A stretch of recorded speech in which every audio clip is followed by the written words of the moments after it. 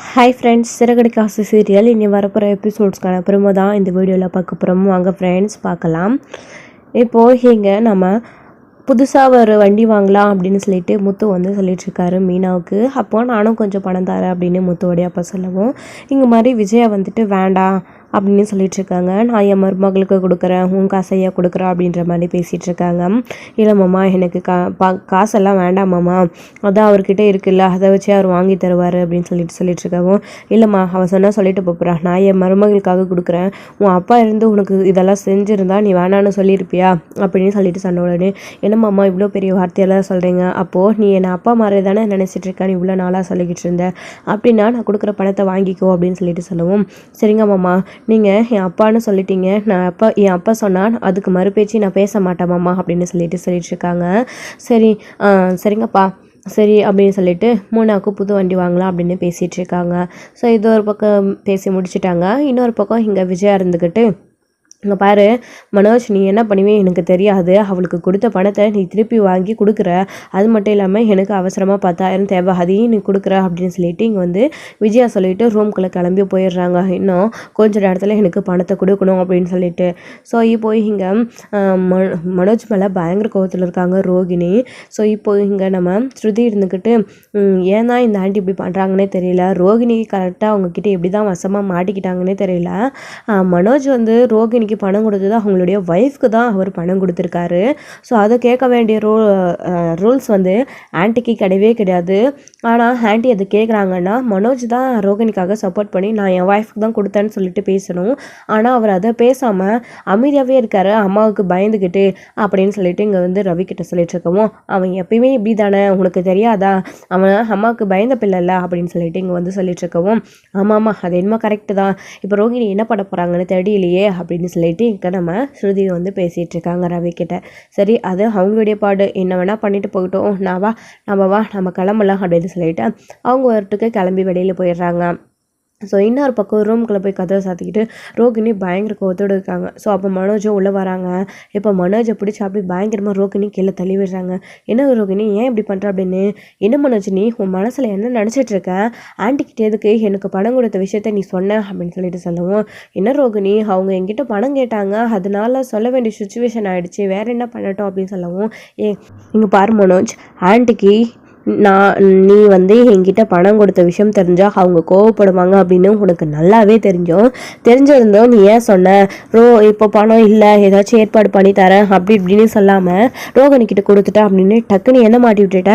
இப்போ பாரு ஆன்ட்டி அந்த பணத்தை என்கிட்ட இருந்து வாங்கி ஆகணும்னு சொல்லிட்டு இருக்காங்க அப்படின்னு சொல்லிட்டு ரோகிணி பயங்கர கோவப்பட்டு இருக்கவும், என்ன பண்ண முடியும், அம்மா அவசரமாக 10,000 வேணுன்றாங்களே, சரி கொடு, அந்த பணத்தை கொடுத்துடலாம், அதுக்கப்புறமா உனக்கு நான் வேறு ஏதாச்சும் ரெடி பண்ணி தரேன், கோவப்படாத ரோகிணி அப்படின்னு சொல்லவும், எங்க பார் மனோஜ், நான் அதை அந்த நீ கொடுத்த பணத்துல இருந்து 10 பைசா கூட உனக்கு தரமாட்டேன், நான் அதை வித்யாவுக்கு கொடுக்கறது தான், நான் அந்த பணத்தை தரமாட்டேன், நீ ஆண்டி கிட்ட என்ன பேசுவே என்ன பண்ணுவே எனக்கு தெரியாது, அந்த பணத்தை திரும்பவும் என்கிட்ட கேட்டுக்கிட்டு வந்த அவ்வளோதான், நான் என்ன பண்ணுவேன்னே தெரியாது, ஏன் மனோஜ் இப்படி இருக்க, எல்லா விஷயத்துலையும் உங்க அம்மாவுக்கு பயந்துக்கிட்டே எத்தனை நாள் தான் இருப்பேன், நான் என் ஒய்ஃப்க்கு தானே கொடுத்தேன், வேற யாருக்கு கொடுத்தேன், ரோகிணிக்கு செய்யாம யாருக்குமா அப்படின்னு சொல்லிட்டு கொஞ்சமாச்சு எனக்காக நீ சப்போர்ட் பண்ணி பேசுனீங்க, ஏன் மனோஜ் எத்தனை தடவை சொன்னாலே நீ இப்படியே இருக்க அப்படின்னு சொல்லிட்டு ரோகிணி ஒரு பக்கம் மனோஜ் வந்து பயங்கரமாக திட்டிக்கிட்டு இருக்காங்க.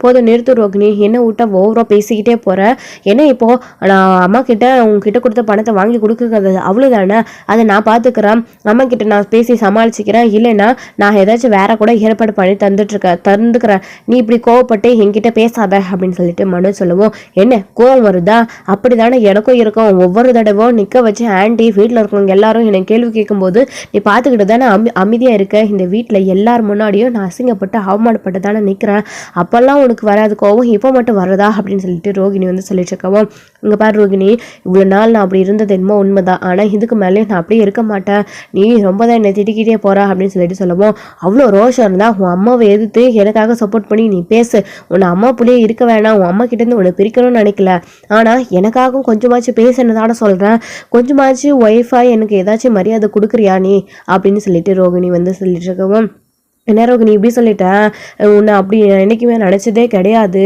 என்றைக்குமே நான் உன்னை மரியாதை கொடுத்து தான் நடத்திட்டுருக்கேன். அது மட்டும் இல்லாமல் நீ கேட்ட உடனே அவ்வளோ பணத்தை சரி எப்படி நான் யோசிக்காமல் தூக்கி கொடுத்தேன் அப்படின்னு நீ யோசிக்காமல் தூக்கி கொடுத்தியா? அப்போ கூட நீ எல்லாத்தையும் யோசிச்சு உன் அம்மா திட்டுவாங்கன்னு நினச்சி தான் இந்த பணத்தை எனக்கு எடுத்து கொடுத்த. அதே மாதிரி வீட்டுக்கு வந்த உடனே அப்படியே உளறி வச்சுட்டேன் அப்படின்னு சொல்லிட்டு, சரி விட்டு ரோகிணி, அம்மா கிட்ட நான் பேசிக்கிறேன் அப்படின்னு சொல்லிட்டு இங்கே வந்து மனோஜ் சொல்லிடுறாங்க. அதுக்கப்புறம் ரோகிணி வந்து ஒரு வழியாக சமாதானம் ஆகுறாங்க. அதுக்கப்புறம் மனோஜ் வந்து எந்திரிச்சு வெளியில் போயிடுறாங்க. சே, எவ்வளோ பிரச்சனை சமாளிக்க வேண்டியதாக இருக்குது. எப்படி தான் என்னுடைய தலையெழுத்தை மட்டும் இப்படி இருக்குன்னு தெரியல. எப்படியாச்சும் அந்த ஆண்டி கிட்ட மாட்டிக்கிறேன், அப்படி இல்லைன்னா வீட்டில் இருக்கவங்க கிட்ட மாட்டிக்கிறேன். இந்த முத்துவும் மீனாவும் ஒரு பக்கம் எல்லாத்தையும் நோண்டி நோண்டி கண்டுபிடிக்கிறேன்னு வேற சொல்லிட்டு இருக்காங்க.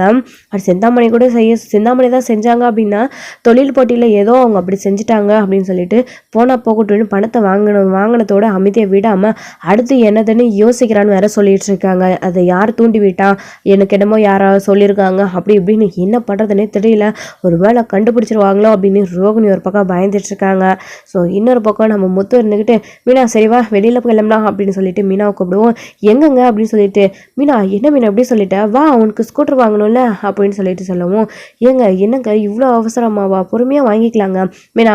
ஏற்கனவே நீ ஒரு நாளாக வீட்டில் தான் இருந்தேன், ஃபுல்லாக 2 நாள் வியாபாரம் போச்சு, அதனால நீ கண்டிப்பாக வந்தே ஆகணும், வா நாளையிலேருந்து நீ வியாபாரத்துக்கு போகணும்ல அப்படின்னு சொல்லிட்டு முத்து வந்து மீனாவை கூட்டிகிட்டு புதுசாக வந்து எலக்ட்ரிஷியன் ஸ்கூட்டி வாங்குறதுக்காக ஷோரூமுக்கு கூட்டிகிட்டு போகிறாங்க. ஸோ இன்னொரு பக்கம் வந்து பார்த்திங்க அப்படின்னா இங்கே நம்ம ரோகிணி இருந்துக்கிட்டு அடுத்து என்ன பண்ணலாம் அப்படின்னு சொல்லிட்டு பிளான் போட்டு பயங்கரமாக யோசிக்க ஆரம்பிக்கிறாங்க. அடுத்து இந்த முத்துவும் மீனாவும் நம்மளை கண்டுபிடிச்சிடக்கூடாது அப்படின்றதுக்காக ரோகிணி வந்து யோசிக்க ஆரம்பிக்கிறாங்க என்ன பண்ணலாம் அப்படின்னு சொல்லிட்டு. ஸோ ஏதோ ஒரு பக்கம் இருக்க முத்து வந்துட்டு மீனாவை ஷோரூமுக்கு கூட்டிகிட்டு போயிட்டு நிறைய வண்டிகளை வந்து பார்க்குறாங்க. மீனா உனக்கு எது பிடிச்சிருக்கு அப்படின்னு சொல்லிட்டு பாரு அப்படின்னு சொல்லிட்டு, ஸோ இந்த வண்டி நல்லா இருக்குங்க அப்படின்னு சொல்லிட்டு செலெக்ஷன் பண்ணி ஒரு எலக்ட்ரிஷியன் கூட்டியே வாங்குறாங்க. அதுக்கான பில்லையும் பே பண்ணிவிட்டு வண்டியையும் வாங்கிட்டு புதுசாக வந்து கோயிலில் வந்து பூஜை போடலாம் அப்படின்றதுக்காக இங்கே கோயிலுக்கு வராங்க.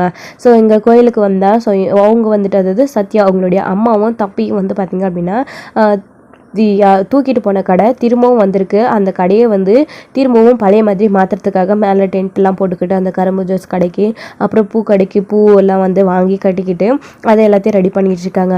அப்போ தான் முத்துவும் மீனாவும் அங்கே போகவும் அவங்கள பார்த்துக்கிட்டு, வாங்க மாப்பிள்ள, வா மீனா, என்ன இது அக்கா, என்னக்கா வண்டி காணாமல் போயிடுச்சின்னு சொன்னேன், இப்போது வண்டி வேற ஒரு வண்டியில் வந்து நின்று இருக்க, என்னக்கா யாருது இது அப்படின்னு சொல்லிட்டு சொல்லவும், டே சத்யா பாத்தியா தெரியலையாடா, இது புது வண்டிடா, அந்த வண்டியை அந்த சிந்தாமணி அம்மா தான் தூக்கிருக்கு, தொழில் போட்டியாக வந்துடக்கூடாதுன்னு ஆளை வச்சு திருட்டு வண்டி தூக்குறவங்க கிட்ட தூக்க சொல்லி அந்த வண்டியை பார்ட்ஸாக விற்று அது எங்கேயோ போயிடுச்சாண்டா, அந்த வண்டி இல்லை, அதனால் நான் தொழிலுக்கு என்ன பண்ணுவேன், வியாபாரம் பண்ண அப்படின்னு உன் மாமா எனக்கு புதிய ஸ்கூட்டி வாங்கி கொடுத்துருக்காரா, எப்படி இருக்குடா, இது புதுசுடா அப்படின்னு சொல்லிட்டு சொல்லவும், அப்படியா மாமா, அக்கா சூப்பராக இருக்குக்கா அப்படின்னு சொல்லிட்டு இங்கே அதாம்மா சாமிக்கு பூஜை போடலான்னு சொல்லி இங்கே கோயிலுக்கு கொண்டு வந்திருக்கோம்மா அப்படின்னு சொல்லிட்டு இங்கே மீனா சொல்லுவோம். அதுவும் நல்ல விஷயந்தான் மீனா, தான் முதல்ல நீயே நம்ம கடையில் உன் வண்டிக்கு பூ மாலை வாங்கி போட்டு என்னுடைய வியாபாரத்தையும் நீ ஆரம்பி, உன்னுடைய வண்டியையும் நீ பூஜை போட்டு ஸ்டார்ட் பண்ணிக்கோ அப்படின்னு சொல்லிட்டு சொல்லவும், என்னம்மா நானா அப்படின்னு சொல்லிட்டு,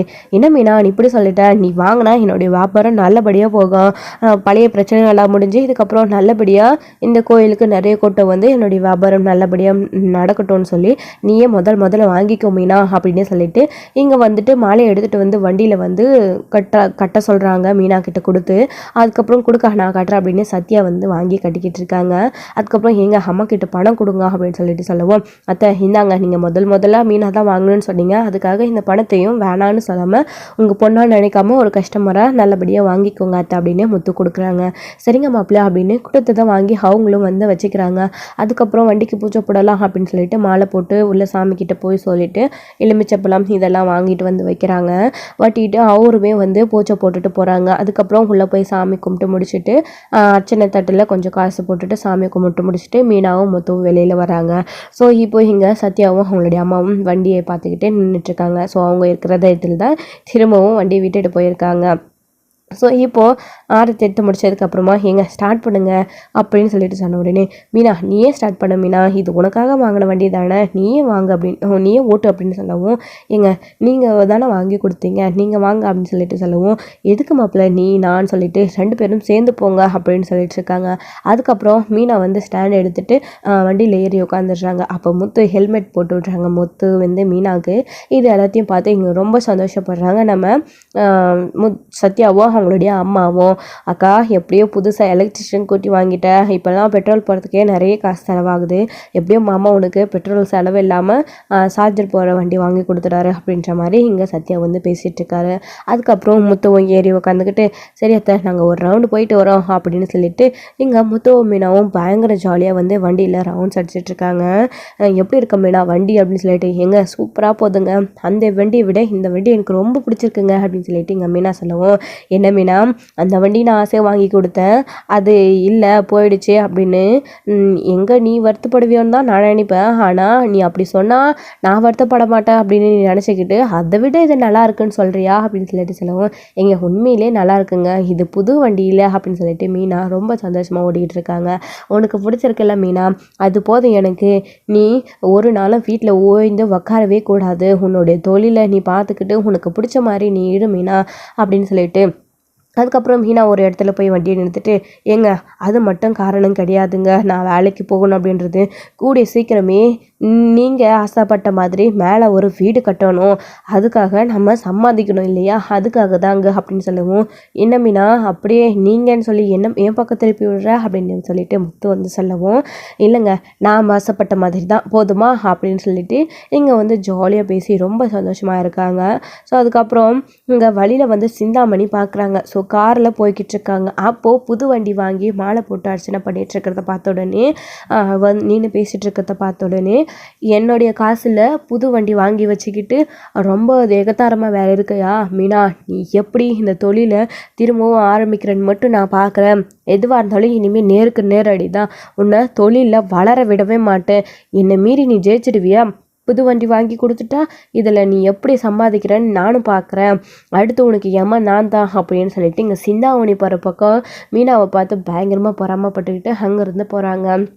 ஸோ அப்போ முத்து இருந்துக்கிட்டு அங்கே பார்த்தியா மீனா அது சிந்தாமணி எடுக்காரு, நீ புது வண்டி வாங்கியிருக்குல்ல அது நின்று பார்த்துட்டு போகிறாங்களாமா அப்படின்னு சொல்லிட்டு முத்து சொல்லவும் ஏங்க அவங்க தானே உங்களுக்கு எப்படிங்க தெரியும் அப்படின்னு மீனா அது அவங்களுடைய கார் தானே, நான் தானே அந்த காரை தூக்கினேன் அப்படின்ற மாதிரி இங்கே நம்ம முத்து வந்து சொல்லிட்டு இருக்காங்க. ஏங்க நீங்கள் எனக்காக ரொம்ப பெரிய உதவி பண்ணியிருக்கீங்க, ரொம்ப தேங்க்ஸுங்க, நான் கூட என் வண்டி கிடைக்காதான்னு நினச்சிட்டு இருந்தேன், ஆனால் அது போனால் போகட்டும்னு சொல்லிட்டு இன்னொரு வண்டி வாங்கி கொடுத்துருக்கீங்க அப்படின்னு சொல்லிட்டு ரொம்ப சந்தோஷமாக பேசிகிட்டு இருக்காங்க. மீனா உனக்கு பண்ணாமல் வேறு யாருக்கு பண்ண போகிறேன், எல்லாம் அந்த சிந்தாமணியம்மா தொழில் போட்டியில் இப்படியெல்லாம் பண்ணுது, இங்கே பாரு மீனா நீ வளரவே கூடாதுன்னு அந்த அம்மா நினச்சிட்ருக்கு, அதுவும் என்கிட்டயே நேருக்கு நேராக சவால் விடுது, நீங்கள் எப்படி முன்னேறீங்கன்னு நானும் பார்க்குறேன், நான் இனிமேல் எதுவாக இருந்தாலும் நேருக்கு நேரே பார்ப்பேன் அப்படின்னு அந்த அம்மா என்கிட்டயே சொல்லுது, அந்த அம்மா ஏதோ பெருசாக அடுத்து பிளான் பண்ண ரெடியாக இருக்கு மீனா, கண்டிப்பாக இந்த பிரச்சனையினால் உங்ககிட்ட பிரச்சனை பண்ணாமல் அந்த அம்மா இருக்கவே இருக்காது, அதனால நீ முடிஞ்ச அளவுக்கு உஷாராயிரு மீனா அப்படின்னு சொல்லிட்டு முத்து வந்து சொல்லிட்டு இருக்கவும் ஏங்க நான் எதுக்கு இங்கே சிந்தாமணியை பார்த்து பயப்படணும், என் கூட தான் நீங்கள் இருக்கீங்கல்ல அப்படின்னு சொல்லிட்டு மீனா சொல்லவும் என்ன மீனா அதுக்குன்னு எந்த நேரமும் உங்க கூடவே இருக்க முடியுமா அப்படின்னு சொல்லிட்டு இருக்காங்க. ஏங்க அப்படியே எனக்கு என்ன ஆகிட்டு போகுது, நீங்கள் தான் இருக்கீங்களா, எனக்கு ஏதாச்சும் ஒரு பிரச்சனைனா நீங்கள் வந்து என்னை பார்ப்பீங்க, என்ன பண்ணிட்டு போனீங்க என்ன அந்த சிந்தாமணி அம்மாவில், அப்படியே எனக்கு எதாவது ஆனாலையும் நீங்கள் சும்மா விட்டுருவீங்களா அவங்கள அப்படின்னு சொல்லவும் மீனா என்ன பேசுகிற நீ வாயை மூடு, இப்போ தான் புதுசாக வண்டி வாங்கி உனக்கு தொழில் பண்ணுறதுக்காக சாமி கும்பிட்டு முடிச்சுட்டு வந்து சந்தோஷமான விஷயம் பேசிகிட்டு இருக்கோம், இப்போ போய் இப்படி பேசுகிற, இங்கே பாரு மீனா அப்படியெல்லாம் உனக்கு எதுவும் நான் நடக்க விட்டுற மாட்டேன் அப்படின்னு சொல்லிட்டு இங்கே முத்து சொல்லிட்டு இருக்கவும் அதே தாங்க நானும் சொன்னேன், நீங்கள் எனக்கு எதுவும் ஆக விட மாட்டீங்க, நானும் நீங்களும் ரொம்ப வருஷத்துக்கு சந்தோஷமாக வாழணும், குழந்தை குட்டிங்க அப்படின்னு நம்ம மேலே சீக்கிரமாக ஒரு ரூம் கட்டி சந்தோஷமாக வாழணுங்க அப்படின்னு மீனா பேசிக்கிட்டு இருக்காங்க. கூடிய சீக்கிரம் உன்னோட ஆசையை நிறைவேற்றுவோம் மீனா அப்படின்னு முத்து சொல்லிட்டு இருக்காங்க. ஸோ ரொம்ப சந்தோஷமாக இருக்காங்க. ஸோ இதோட இந்த எபிசோட் வந்து முடிச்சிருக்காங்க. அடுத்தடுத்த எபிசோட்லேயே நடக்க போகுது அப்படின்றதெல்லாம் வெயிட் பண்ணி நெக்ஸ்ட் வீடியோவில் பார்க்கலாம். Press thank you. இந்த வீடியோ உங்களுக்கு பிடிச்சிருந்தா லைக் பண்ணுங்கள், ஷேர் பண்ணுங்கள், கமெண்ட் பண்ணுங்கள்.